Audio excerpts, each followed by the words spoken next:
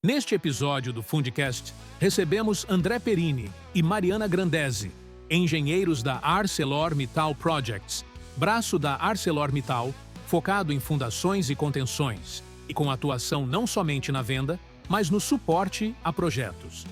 Nessa conversa, tratamos sobre a história e a atuação da empresa e sobre seus serviços, especialmente na solução de estacas prancha. Sejam bem-vindos a mais um episódio do Fundcast.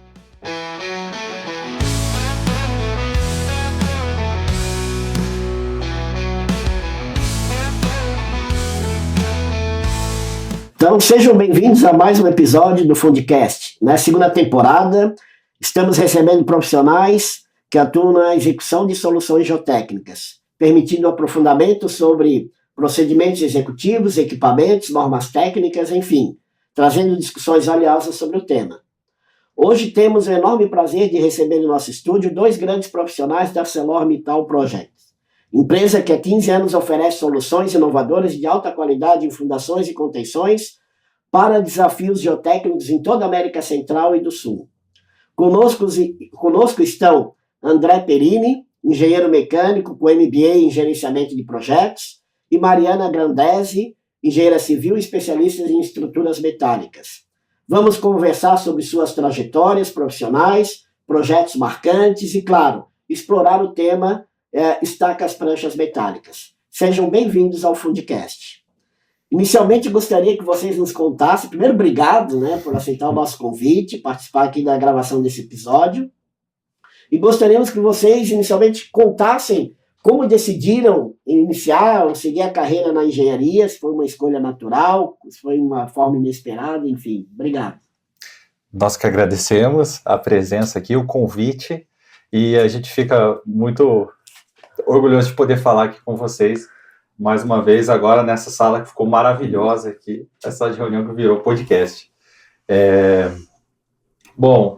A minha entrada na engenharia mecânica, ela se deu por uma definição de aptidão mesmo, lá atrás, ainda quando eu era adolescente, fiz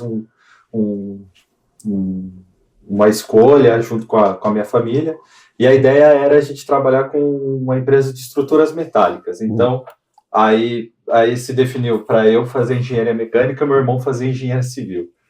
E daí a gente ia tocar a construtora juntos na época.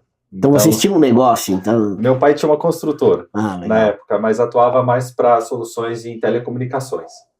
E aí, o início foi desenhado dessa forma, mas a gente nunca sabe como é que vai terminar, Então, depois disso, eu vim a fazer o curso de MBA também, gestão de projetos.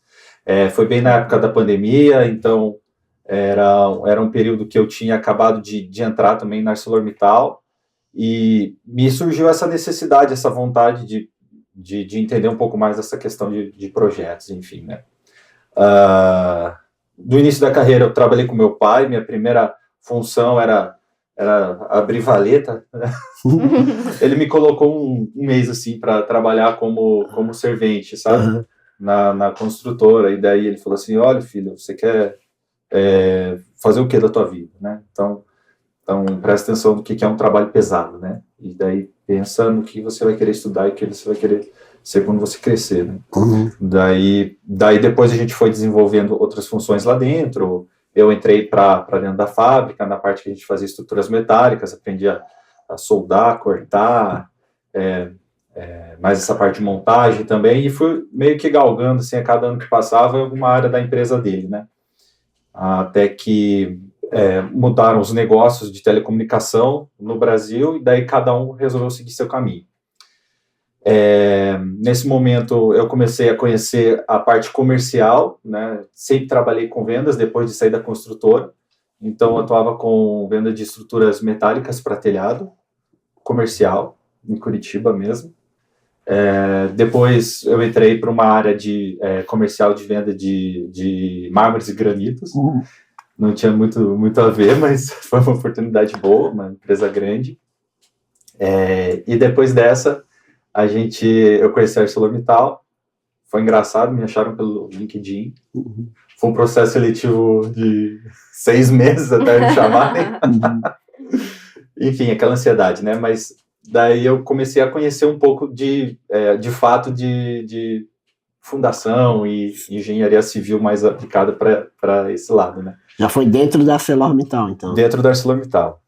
Então, era uma área totalmente comercial também, mas com o viés todo técnico. Daí a gente tem a Mari, eu tenho o apoio da Mari desde então.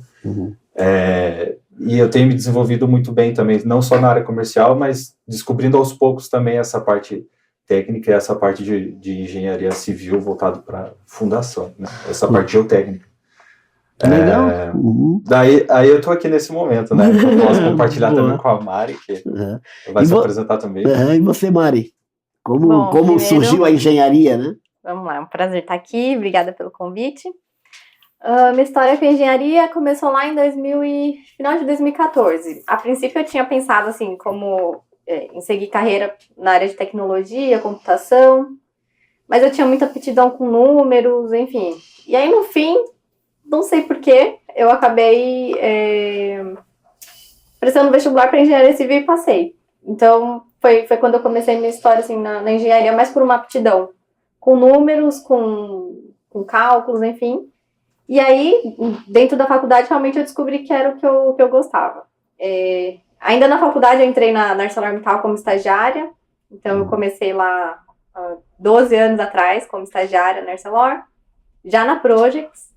E aí, depois de 1 ano e meio, 2 anos, fui contratada, efetivada como engenheira e estou aí até hoje. Vocês meio contaram assim o início da carreira, como se escolheram a engenharia, né? O André com a mecânica, Mari com engenharia civil, né? E em algum momento da vida de vocês, pelo que eu entendi, o André um pouco mais à frente, a Mari já dentro da universidade, surgiu a ArcelorMittal, né? O André num processo seletivo pelo LinkedIn. Como foi sua chegada? Foi um processo de estágio, uma relação de estágio? Qual era a universidade que você estava? Como se dava a proximidade da Arcelor com a universidade? Então, eu estudava no Mackenzie, lá em São Paulo, Universidade Presbiteriana Mackenzie, e eu conheci a Arcelor principalmente a parte de longos. Então, eles faziam algumas ações dentro da universidade mesmo, de algumas aulas ou palestras, etc. Eu conheci daí.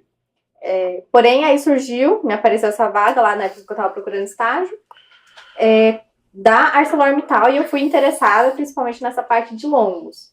E aí depois que, na entrevista, eu entendi que seria direcionada a essa área de fundação e contenção, e também me interessei, então eu permaneci e fiz carreira.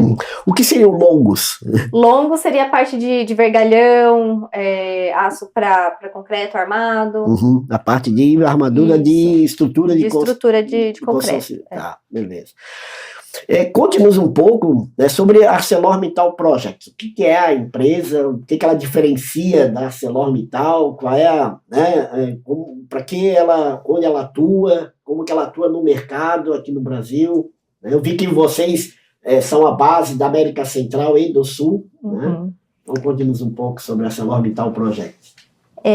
A Projects, ela é um braço da ArcelorMittal Brasil, porém focada em solução para contenção e fundação. Então, hoje no Brasil a gente atua principalmente com 3 produtos, que são estacas pranchas, blindagem de vala e tubos para fundação.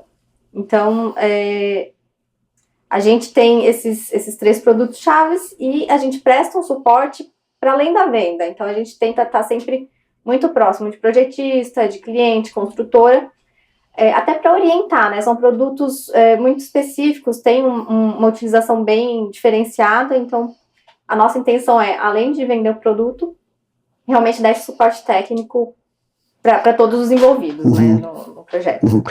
E olhando também um pouco para o lado comercial, né? A nossa estrutura ela é América Central e Sul. A nossa gerência, né? A gerência da Mari é a Costa Leste.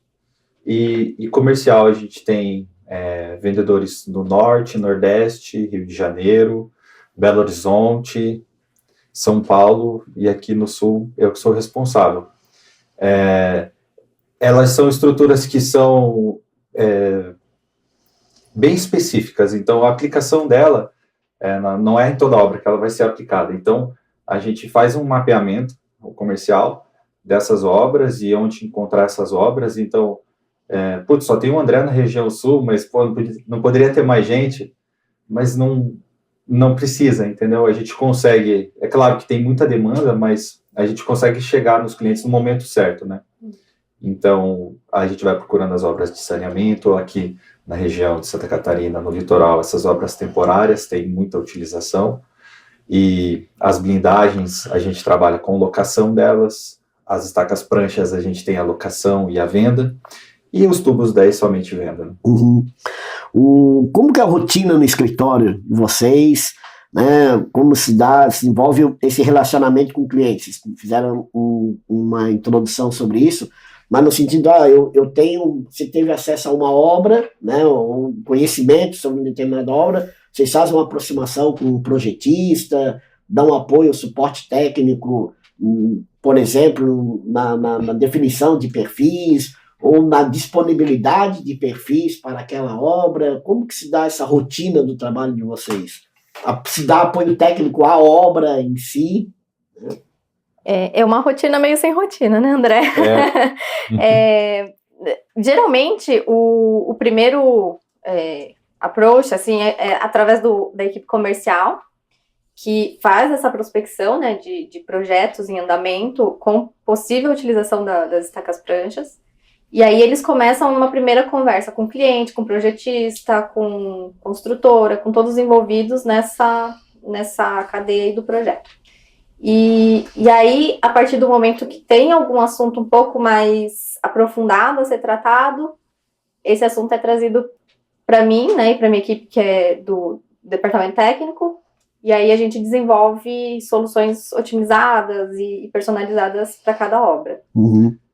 Nesse momento também, a gente gosta muito de ficar próximo aos projetistas, porque, por exemplo, aqui a gente tem uma GU13, é um modelo de estaca-prancha que ela tem 60 centímetros de largura, né? E é um modelo que ela tem no estoque. É comum a gente ter ela no estoque, mas, por exemplo, se o projetista ele calcula lá, vai ser uma AZ12-700, é um modelo que ela tem 1,40 m, aqui está miniatura, né? Uhum. Então, cada seção tem 70. Aí ela fica projetada no papel, né? AZ12-700. E depois, quando chega no cliente final para a gente fazer a comercialização dela, eu falo, eu não tenho ela no estoque disponível aqui no Brasil, mas a gente pode encomendar, vai demorar aí uns 70 dias para chegar, varia. Mas eu tenho a GU13, que é uma equivalente. Pode ser? Daí isso volta para o projetista. Tem que validar a GU13, por favor. Então fica nessa, né? Então a gente gosta muito de ficar próximo dos projetistas nesse momento inicial, não especificamente para digitar, tem que ser GU13. Mas passa uma Z12. Não, eu entendo, mas veja bem, a gente tem aqui a GU13 já disponível no mercado. A gente pode trabalhar nela, comprimento, etc., né? Enfim, para poder atender já de imediato.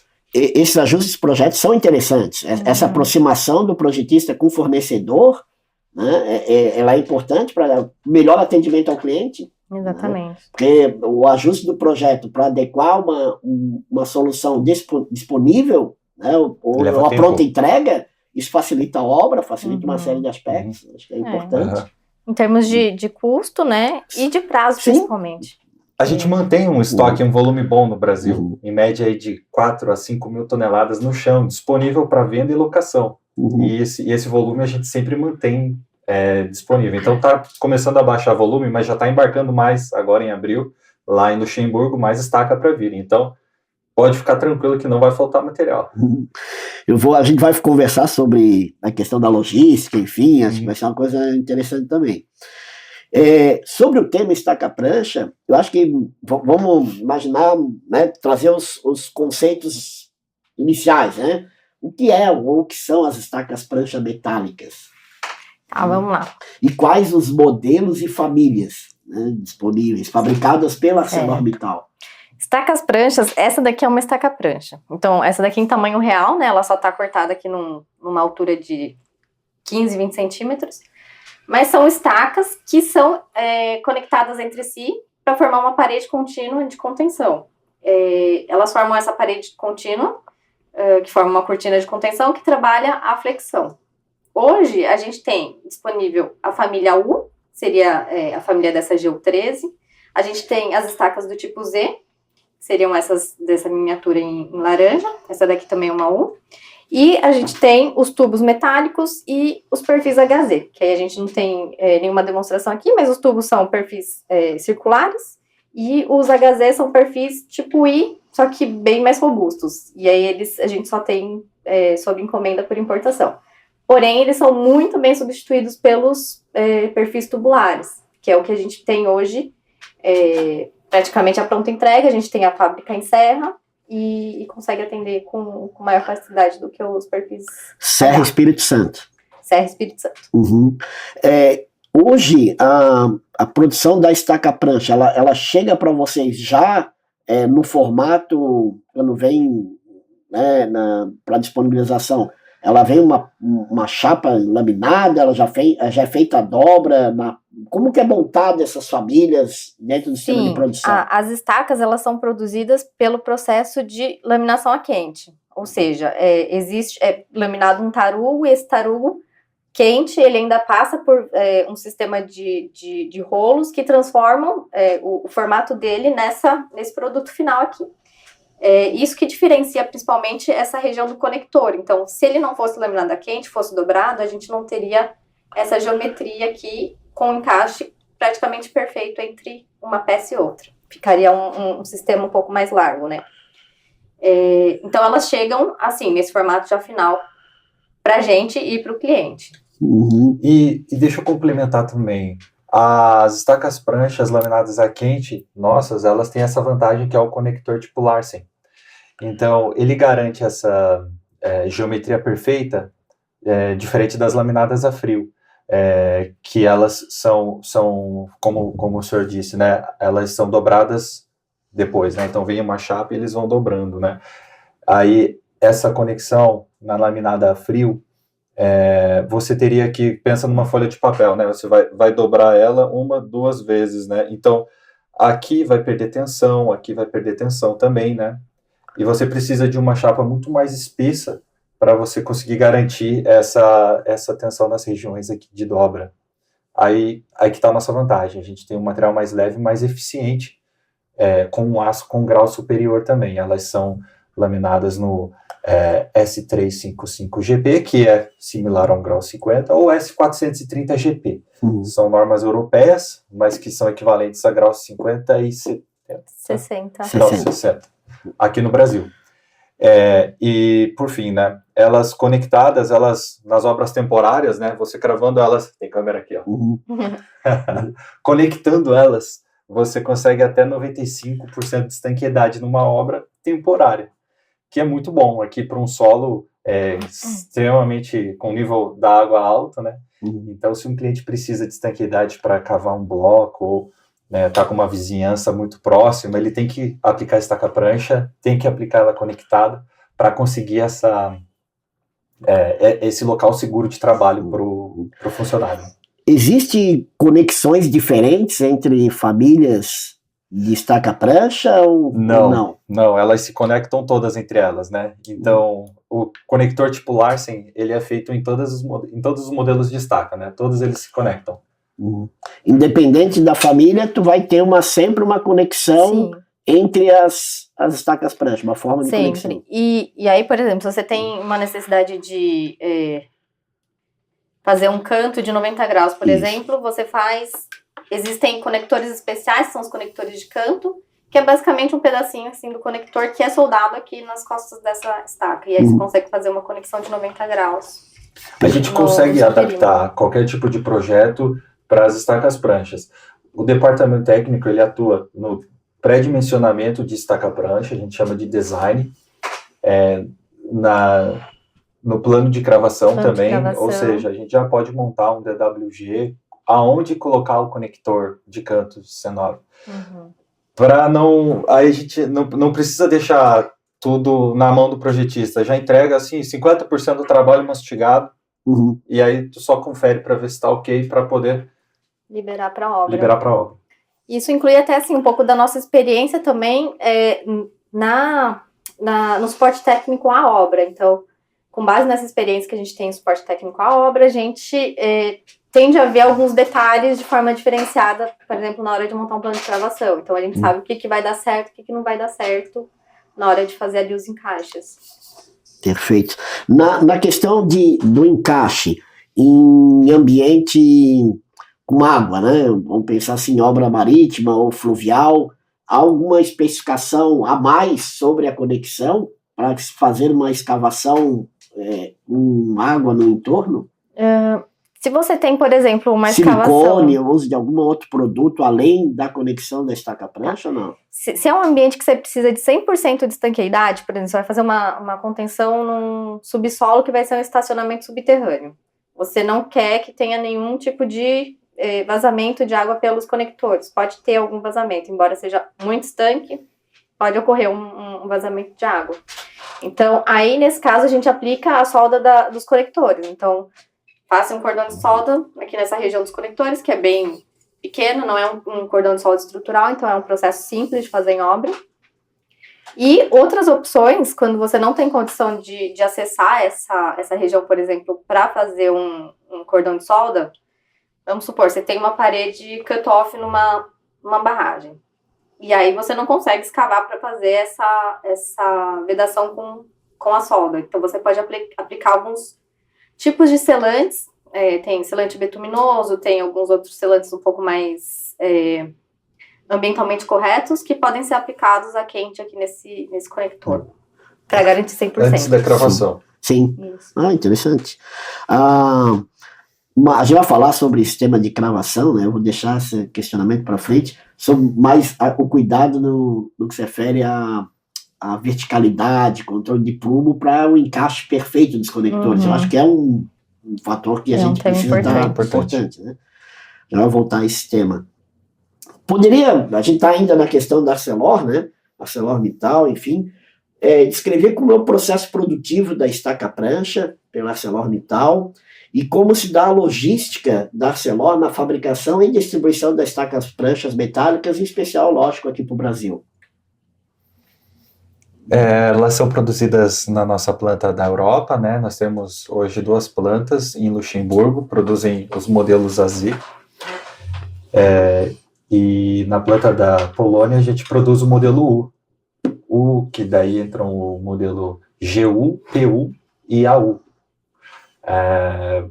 A produção delas, depois de produzidas, elas são vindas para o Brasil e a gente mantém esse estoque aqui no nosso centro de distribuição, que é Serra Espírito Santo. Elas chegam lá e a gente alimenta daí Pernambuco e Itajaí. Itajaí então, é um ponto de referência de distribuição de estaca-prancha. Sim, nós temos elas aqui, disponíveis. Legal. Esse processo, vocês quanto tempo conseguem, você chegasse a comentar 70 dias, mas quanto que é o prazo, assim, de vou especificar uma estaca-prancha, né, a gente tenta fazer aquela aproximação com vocês no sentido da escolha de uma solução disponível, né, no pátio de vocês, mas caso precise na importação, como é feito, quanto tempo chegaria numa obra hoje, né, com essa logística de distribuição? Eu considero, seu Luiz, uns 60 a 90 dias para chegar na obra. Isso se ela vier de importação, né? Se a gente tem estaca em estoque, só aqui em Itajaí, 2-3 dias está em obra, né? Isso. Vocês dão apoio técnico em toda a América do Sul e Central? Sim. Isso tudo feito aqui pelo Brasil? Não. A equipe técnica do Brasil cuida de Brasil, Argentina, Uruguai e Paraguai. E aí, que a gente chama de costa oeste, né, da América do Sul e Central, a gente tem mais 2 engenheiros que cobrem os demais países e América Central. Então, a América do Sul, os demais países, e a América Central também é coberto por esses 2 engenheiros que estão no Chile e Panamá. São 2 pontos talvez mais referentes em termos de obras de engenharia e geotécnicas também, né? Sim.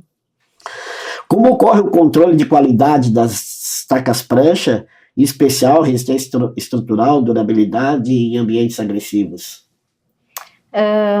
Bom, o controle de qualidade ele é feito desde da laminação, né, das estacas. Então, todas elas chegam com um certificado de qualidade, com ensaios já feitos e já aprovados, né, pelo Centro de Qualidade da ArcelorMittal. Então, são feitos ensaios de tensão, verificação de dimensões, para garantir que ela chegue de acordo para o cliente. Com relação à durabilidade, em geral, os projetistas trabalham com uma sobreespessura, pensando numa corrosão a longo prazo. Então, dada a vida útil da obra, por exemplo, 50, 100 anos, aí define-se uma sobreespessura de corrosão e é especificado um perfil um pouco mais espesso para atender aquela obra. Então, a gente trabalha dessa forma. Meio parecido com o que se trabalha com perfil metálico também, né? Sim, exatamente. Os perfis laminados metálicos, enfim, né? A redução da emissão de carbono tem sido uma estratégia adotada por diversas empresas, aliado a acordos internacionais. A ArcelorMittal tem direcionado estratégias para alcançar ou atender essa demanda? Sim, a gente tem um plano de redução, um plano a médio prazo de redução da emissão de carbono até 2035 e a gente pretende atingir carbono neutro até 2050. Então, com base nessas metas, já foi desenvolvido um aço especial, que seria o aço X-Carb. Ele é produzido com energia renovável, né, através de forno de arco elétrico. Então, a gente não trabalha mais com alto forno dentro da Arcelor. E esse X-Carb, ele tem uma baixa emissão de carbono. Então, é uma submarca da ArcelorMittal, onde os produtos podem ser produzidos com uma baixa emissão de carbono, ou seja, a partir de material reciclável, fonte de energia renovável, etc. Você chega, então, a ter um setor de reaproveitamento de aço, ou seja, o material é recolhido, levado a alguma planta de vocês, que faz esse tratamento desse resíduo. Sim, acho que é até interessante mencionar que a ArcelorMittal tem um setor específico, que é o setor de metálicos, e ele faz a compra de material metálico utilizado, já utilizado, ou seja, sucata, para abastecer a nossa produção. Então, tem toda uma cadeia de reaproveitamento do aço. Isso aí, bem interessante, né? E importante. Inclusive, né? eu tenho clientes que me ligam falando, André, eu tenho sucata aqui de estaca-prancha, pode vir recolher, por favor? Aí a gente passa o contato do pessoal de metálicos e eles vão lá e recolhem. Porque até para a produção do aço é necessário sucata.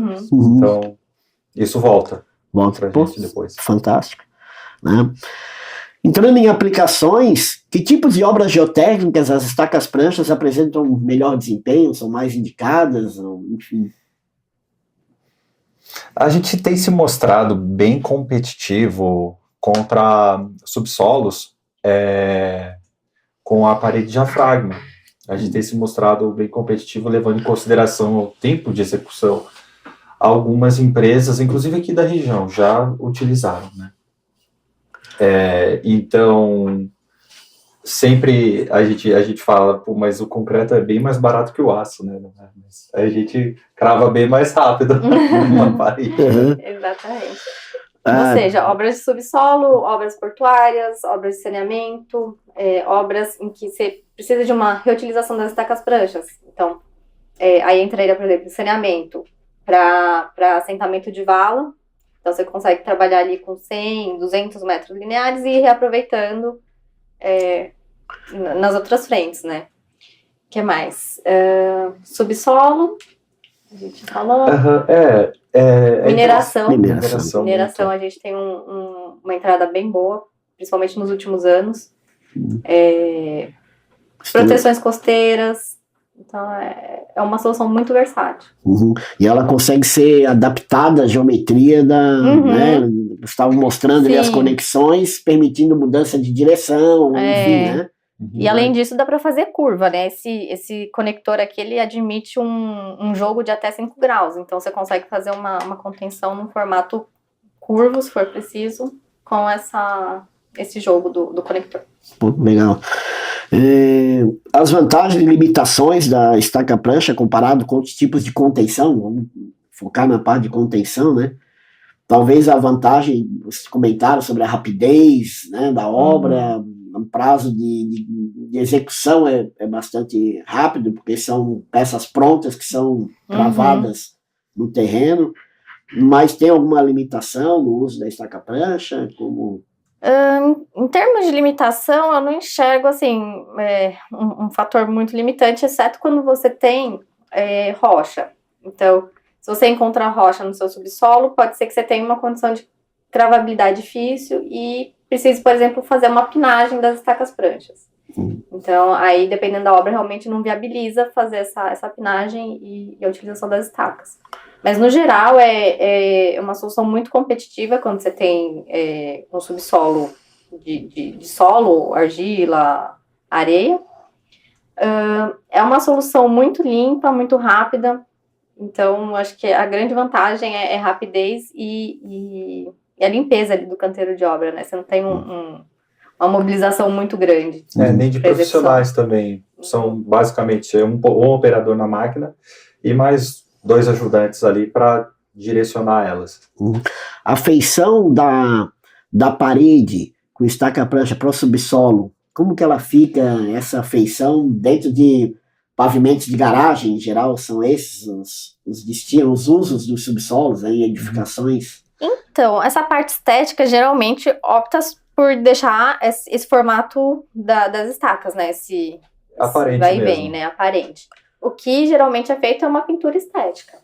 Então, faça a pintura, geralmente cinza, branco, numa cor neutra e tem lugar que usa até a cor ou uma pintura na cor cortem para ficar com aparência de aço mesmo. Fica bonito.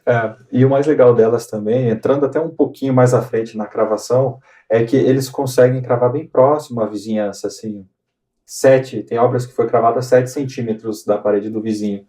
Então você ganha um espaço de garagem, de subsolo, e que daí, é claro, não precisa se construir uma parede na frente ou um fechamento, porque não vai ter passagem de água ali, né? Então ela fica intacta. Para um solo, em comparação com uma parede de diafragma, por exemplo, ou qualquer outra de concreto, né? Que teria que ter um custo ali, conforme for passando os anos, para repintura, impermeabilização. A estaca-prancha ela se mostra também mais versátil nesse sentido. Legal. Vamos entrar então, André, na questão da cravação. Como são especificados os equipamentos de cravação para estacas-pranchas metálicas? Se há uma relação aí entre o equipamento, até o tipo de martelo, a disponibilização dos tipos, características dos martelos para a cravação de estacas-pranchas metálicas? A gente tem como pré-dimensionar isso também, né? Então, a Mari pega o perfil do solo, a estaca que foi selecionada, e a gente consegue saber a força de vibração do martelo para conseguir cravar ela. Ou se é necessário algum método auxiliar para cravação, como pré-furo ou jato de água, dependendo do solo. Mas isso é previsível e é importante acontecer isso no momento ainda de projeto, para a gente já direcionar para a construtora, olha, você vai precisar desse martelo aqui, é um martelo com uma força de centrífuga X, né? Não vai pegar um martelo pequeno porque não vai cravar. E às vezes eu encontro muitas construtoras perdidas, assim, me liga, André, estou precisando de estaca-prancha. Qual estaca-prancha? Não sei. Puxa vida, esse cara não está sabendo de nada. Aí eu vou lá, explico tudo. E daí que ele descobre, não estava esperando esse custo na minha obra. Mas você tem que botar uma contenção ali para conseguir fazer teu bloco. Então, é algo que a gente consegue prever isso em projeto. Super tranquilo. Tá. Essa questão é importante das diferentes processos de cravação, né? Você comentou. Geralmente a cravação se dá por um martelo vibratório, né? Mas há características, por exemplo, no litoral brasileiro, com depósitos sedimentares marinhos que têm bancos de areia, muitas vezes compactos, né? Então, como que se dá essa definição do processo de cravação, analisando, Mari, também o perfil de sondagem, identificação de bancos compactos de areia? A Mari comentou sobre rocha, né, limitação, mas referente a bancos de areia em especial, né? E muitas vezes cria dúvidas, vai passar, não vai, tem uma possibilidade de fazer com injeção de água. Como se dá essa definição? Vamos lá. A gente tem hoje basicamente 2 tipos de equipamento no Brasil, que é martelo vibratório e martelo de impacto. Tem alguns martelos por pressão, mas aí são para obras muito mais complexas, que exigem zero vibração, próximo de barragens, enfim. Mas falando em martelo vibratório e esses perfis arenosos, né, típicos do litoral. Quando você está falando de uma areia muito compacta, dá para cravar com martelo vibratório, mas você vai precisar de algum auxiliar de cravação. E aí a gente recorre principalmente a jato d'água. Então, é uma solução que foi aplicada lá no Porto do Açu, a injeção de jato d'água, a alta pressão, e funcionou bem. Então, geralmente é o que a gente recomenda quando você tem um perfil arenoso compacto e cravação por martelo vibratório. Quando você tem uma argila compacta, aí já uma argila muito rija ou dura, perdão, aí a gente já passa a pensar num martelo de impacto, que tende a funcionar melhor em argila do que o martelo vibratório. Como se dá essa injeção de água? É simultânea a cravação? É uma ponteira que você desce junto? Ela vem acoplada na estaca. Isso. Ou não? São independentes? Em geral, especifica-se alguns tubos de pequeno diâmetro que são soldados ao longo do perfil da estaca prancha, então ao longo da altura. E aí, a partir desses pequenos tubos, faça a injeção de água a alta pressão. E aí, ocorre ao mesmo tempo. Sim. Injeta a água a alta pressão, ao mesmo tempo que desce a estaca com martelo vibratório. Eu não sei se eu vi, se foi no Cobrancelli ou não, sobre um sistema de martelo vibratório que ele vinha caminhando sobre a crista da cortina de estaca prancha. Eu acho que são esses martelos de pressão que eu comentei. Eles são bastante aplicados lá fora, principalmente na Holanda, quando você tem uma aplicação próxima a estruturas históricas, antigas, porque você não pode ter nenhuma vibração que pode comprometer a estrutura vizinha, né? Mas aqui no Brasil, esse que caminha em cima da estaca prancha, eu nunca vi sendo utilizado. E ele geralmente trabalha sob pressão, né? Então, ele usa a reação de uma estaca já cravada para cravar a próxima estaca. Então, e aqui no Brasil, que eu sei que já foi utilizado, foi para tubos. Tubos de grande diâmetro, lá em Minas Gerais, em uma situação de cravação próxima a uma barragem, que estava em risco de colapso. Fantástico, acho que são desenvolvimentos, muito, né? Muito bacana, muito bacana. A gente estava falando sobre questão de cravação, né? E no início da nossa conversa a gente falou sobre as conexões. Na estaca prancha, é feito um gabarito inicial, assim, como se dá esse cuidado do içamento da prancha, da estaca prancha, o controle de verticalidade, enfim, se é feito um gabarito onde se predefine a posição, como é feito o início, assim, um preparo, eu vou cravar uma cortina de estaca prancha, o que eu devo estar atento? É possível você fazer um gabarito, dependendo do equipamento que vai ser utilizado. Por exemplo, para cravação de estacas ali de até 8, 9 metros, você consegue cravar ela com uma escavadeira e um martelo vibratório adaptado na ponta. Esse equipamento ele não garante a verticalidade, porque conforme você vai baixando, ela vai inclinando, né? Então, o operador tem que ter um tato muito grande para ir avançando a máquina e ir abaixando, né? É basicamente impossível garantir a verticalidade ali. Então, o que pode ser feito? Soldado esse perfis em volta, né? Um comprimento baixo, até pode ser de um nível, para ela garantir a verticalidade, né?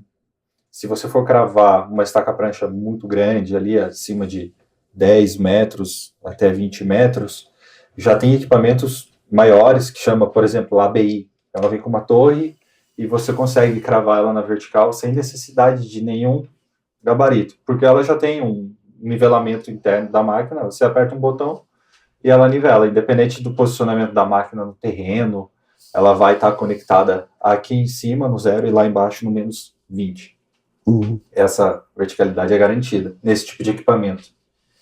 Se você avança ali para estacas maiores, mais de 20 metros, aí vai ter a necessidade de um guindaste, e aí você não consegue garantir de forma precisa, então é necessário ali um gabarito de 2 níveis para ela passar na vertical, né? Então você trava ela de todos os lados, né? Então ela vai descer na vertical também, é possível garantir essa verticalidade.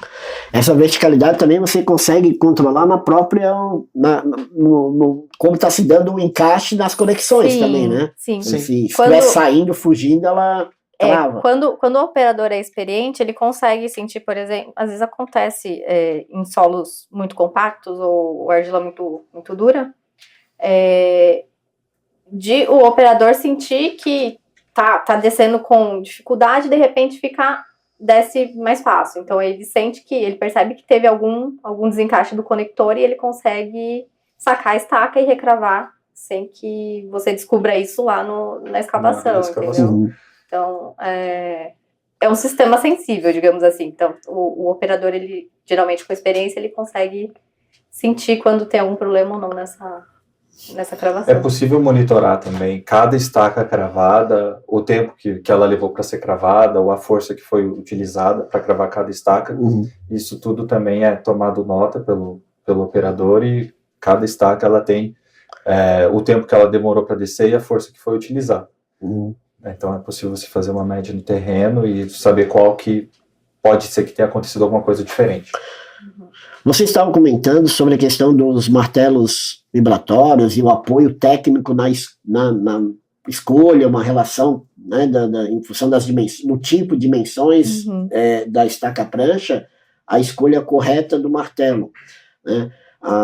Vocês têm proximidade com empresas que desenvolvem martelo, desenvolvem pesquisas na área de sistemas de cravação por vibração? Como se dá essa relação de vocês, da ArcelorMittal Projects, com essas empresas que desenvolvem tecnologia, pesquisa e produtos no que se refere a martelos vibratórios?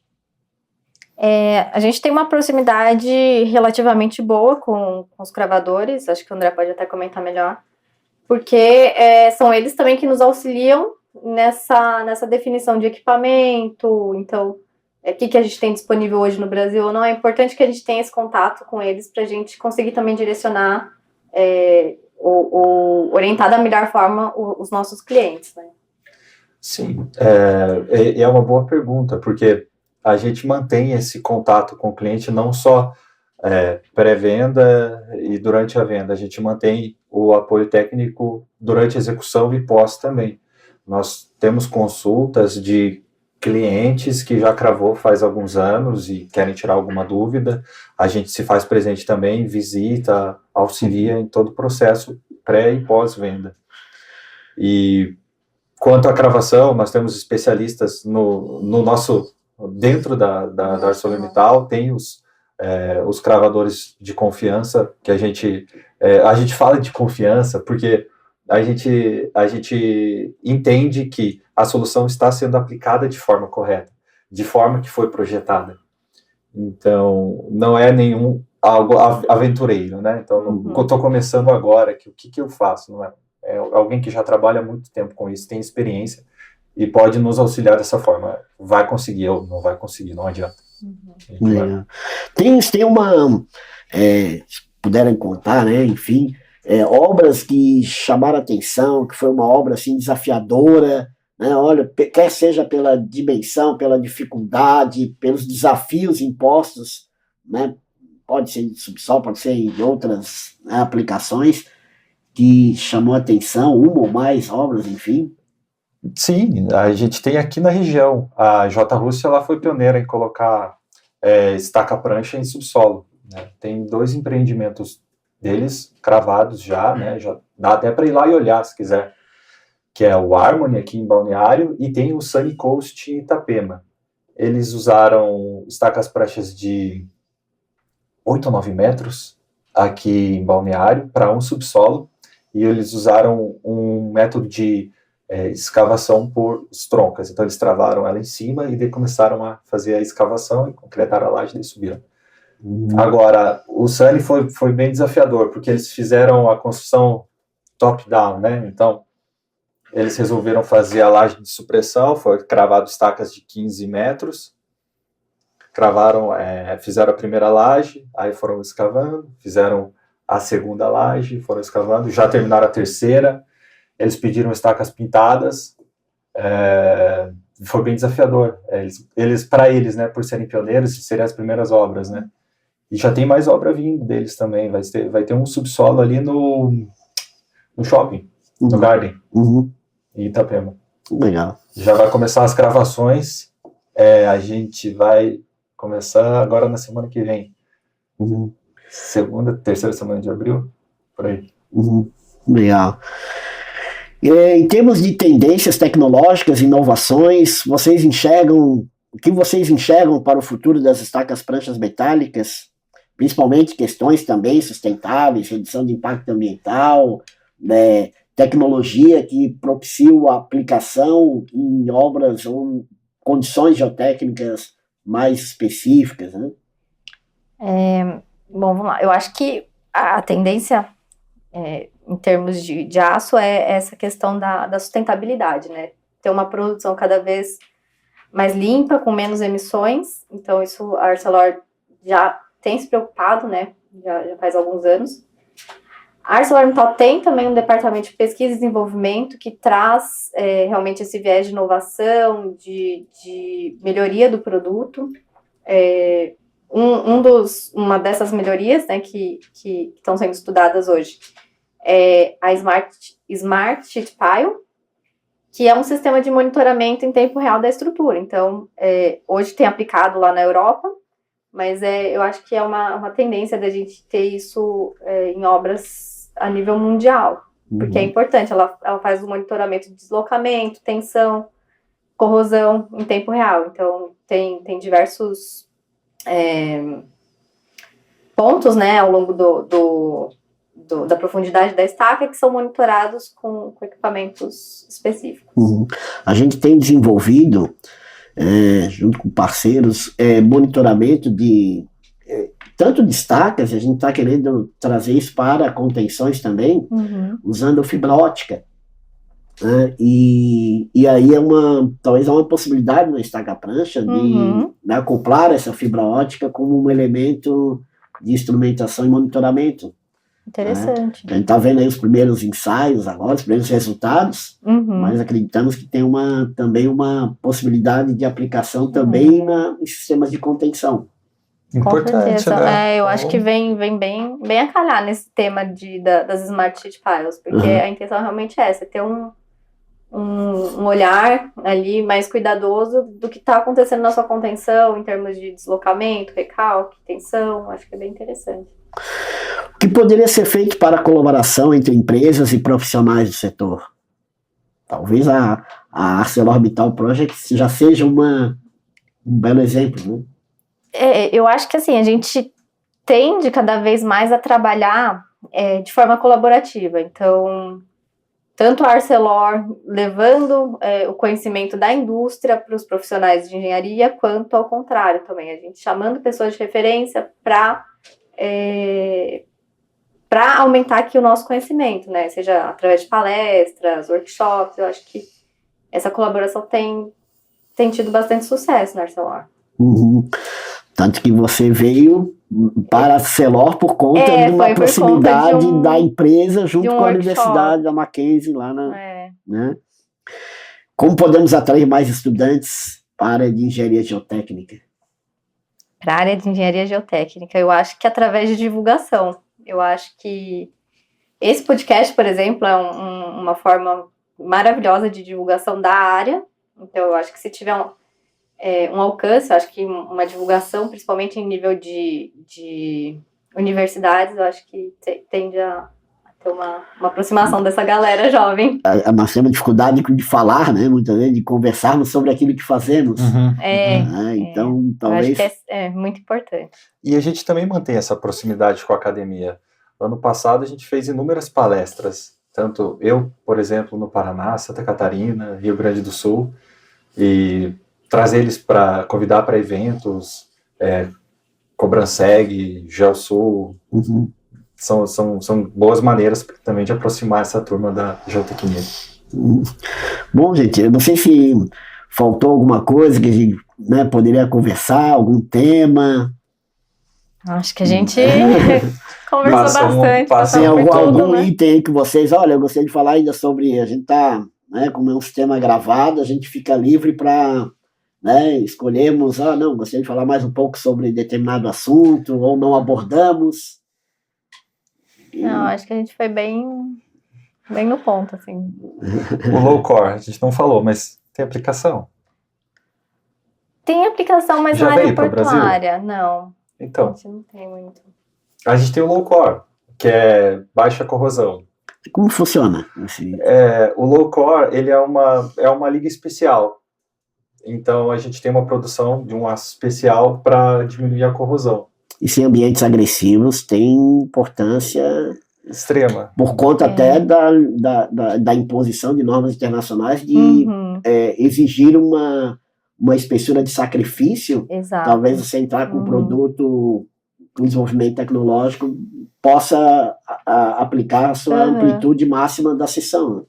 E o que acontece? O M-Low Core, né, que é esse aço especial de baixa corrosão, ele tende a ter uma corrosão diminuída justamente na região, né, quando você está trabalhando numa estrutura portuária, na região onde você tem um esforço maior da sua estrutura. Então, na região onde se desenvolve um momento fletor máximo é exatamente na zona de imersão permanente, e é onde exatamente a gente tem essa vantagem de ter uma corrosão reduzida. Então, é um artifício bem, bem bacana. Na questão da solução da estaca-prancha como cortina de contenção, a gente geralmente tem a especificação de uma viga de coroamento, né? Isso se faz necessário também na estaca-prancha? Sim, geralmente sim. Quando a gente está falando de obra definitiva, né? Então, uma contenção de subsolo, uma contenção portuária, a gente sempre especifica essa viga de coroamento, e ela é importante justamente para uniformizar deformações. Então, você tem uma parede contínua, mas você pode ter uma aplicação de carga localizada. Então, essa viga de coroamento, ela tende a uniformizar essa deformação ao longo do comprimento, né, do perímetro da sua cortina. É importante. Também, se nós utilizarmos sistemas de travamento, com estroncas ou tirantes, por exemplo, aí tem as vigas de solidarização. Elas também podem ser feitas junto à solução de estaca-prancha? Sim, geralmente em aço, né, a gente especifica perfis, principalmente tipo W, então fazem essa interface realmente entre ou tirante e a estaca-prancha, ou estaca-prancha e estronca. Então, se adapta ao sistema. Se adapta, total. Legal. Eu vou explorar um pouco mais a questão da blindagem também, né? Vocês fornecem blindagem? Como é que são, quais são esses, não sei se está dentro do escopo da atuação de vocês especificamente, mas como são a disponibilidade dessas blindagens, como que elas são oferecidas, modelos? Hoje a gente tem 2 modelos, né? Um com 2,40 metros de altura, então para escavações até 3 metros, porque você pode fazer um talude ali. E outra com 1,5 metro, que seria o complemento dessa de 2,40. Então, com as duas você chegaria a 3,90 metros de altura de contenção. As blindagens são principalmente aplicadas quando você tem uma contenção de baixo risco, uma aplicação para assentamento de tubulação, por exemplo, e quando você não tem nível d'água. Então, isso é importante também a gente mencionar. Se você não tem nível d'água, você pode aplicar de forma mais tranquila a blindagem. Se você não precisa de uma solução impermeável, né? E a largura dela é ajustável. Os nossos blindados têm essa vantagem também. Ele parte de 1,40 e vai até 2,70. Então, um sistema de telescopagem que consiga ampliar essa... Por pinos. Sim. Ela vem desmontada, é bem fácil de montar ela no canteiro. E, inclusive, vou aproveitar para fazer propaganda, né? A gente está com o melhor preço do mercado. Chama o André que a gente Como aluga. bom comercial, Já né? estão disponíveis aqui em Boa. Itajaí. Legal. Não, muitas vezes a gente vê obras aí de saneamento, o pessoal fazendo escavação profunda sobre risco, né? E não precisa, né? Existem Não, soluções existe, técnicas que dão segurança à obra, né? É importante mencionar, inclusive, que a partir de 1,5 metro de altura é obrigatório por norma você ter algum sistema de contenção para a segurança, principalmente dos trabalhadores. Né? Perfeito. Eu acho que eu não cheguei, a gente conversou, mas talvez eu não tenha feito a pergunta. Quando a gente quer reutilizar a estaca-prancha, ou seja, eu vou cravar uma estaca-prancha, mas ela é uma escalação temporária, ela não é uma solução temporária de contenção, eu quero reutilizá-la, quero retirá-la e reutilizá-la. Como é feita a análise da retirada, do reaproveitamento de uma solução de estaca-prancha? Excelente pergunta. A gente precisa delas intactas, né, para você reutilizar ela, né? Então é necessário um certo cuidado no acondicionamento desse material. Então ele vai chegar em perfeitas condições na obra. É possível você cravar por vibração, né? O mordente pega ela aqui, vibra e crava e saca da mesma maneira que cravou. Então, o cravador tendo esse cuidado, ele pode sacar e cravar ela inúmeras vezes. Nós temos estacas com mais de 10 anos no estoque sendo utilizadas ainda, em perfeitas condições. É um ponto sensível e bem importante de comentar, porque depois de uma locação de estaca-prancha, isso volta para o nosso estoque e daí é feita uma avaliação, né? Assim como quando você devolve um carro de locadora, né? Pô, esse risco não tá, vou devolver o batido ali, vai ter que consertar. E a gente também passa por esse processo, se chama recondicionamento, né? Alguns clientes nos devolvem ela sem recondicionamento nenhum, outros devolvem com 1 milhão de recondicionamento. E aí? Aí a gente apresenta isso para o cliente e conversa, né? Mas tudo isso é possível você prevenir e não acontecer. Existem obras, existem clientes que nos devolvem com 0 recondicionamento, né? O que seria o recondicionamento? Fechou o conector. Putz, eu vou alocar para o Luiz, ele não vai conseguir conectar outra aqui, então eu tenho que abrir esse conector. É fácil, mas tem um custo. Essa geometria, ela tem uma geometria para ser de trabalho, né? Se ele me devolver ela reta, aí eu não vou conseguir utilizar. Então é cortado fora e sucateado. E esse pedaço que foi cortado fora, 15 centímetros, 1 metro, é cobrado proporcional. Tudo encontrado também, tudo avisado desde o início, né? Basicamente isso que a gente tem de recondicionamento. Limpeza, né? A gente pede elas pelo menos limpas, né? Os conectores desobstruídos, para não vir com pedra, com terra, para conseguir utilizar novamente, né? Acho que... Viu como é que... Fechou? Então, eu gostaria de agradecer. Obrigado, André. Muito obrigada. Obrigado, Mari, né, pelo convite, pelo bate-papo excelente. Certamente bastante proveitoso sobre estacas pranchas metálicas, né, sobre carreira de vocês, ArcelorMittal Project. Queria que vocês deixassem, embora esteja, né, na descrição do episódio, mas como que é a forma de contato, as pessoas têm acesso a vocês, a ArcelorMittal Project, de forma eles encontram vocês? A gente agradece também, é um prazer ter vindo aqui e poder conversar com vocês e esclarecer tudo e deixar isso disponível aí na internet para todo mundo, né? Tem o nosso site, vou deixar o contato aqui com vocês, pode ligar, pode mandar mensagem, mandar e-mail, que a gente responde sempre. Obrigado, gente. Muito obrigada. Valeu.